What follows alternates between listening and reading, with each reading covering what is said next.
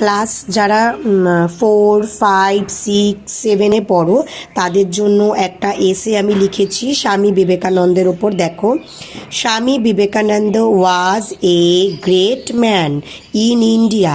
স্বামী বিবেকানন্দ ছিলেন একজন মহান মানুষ ভারতবর্ষের। He was born on 12th January 1863 in Kolkata.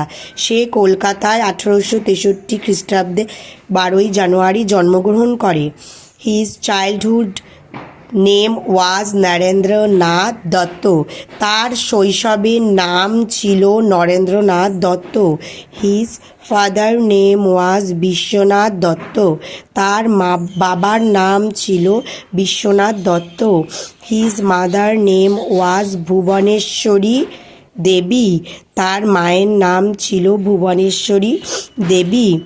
His গুরু ওয়াজ স্বামী রামকৃষ্ণ পরমহংসদেব।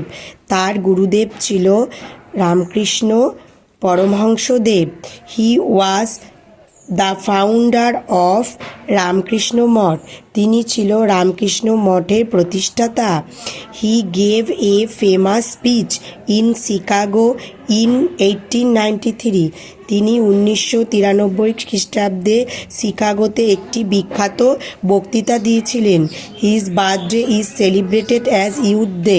তার জন্মদিনটি যুব দিবস হিসাবে পালিত হয়। He died on 4th July 1902। তিনি 1902 খ্রিস্টাব্দে মারা যান।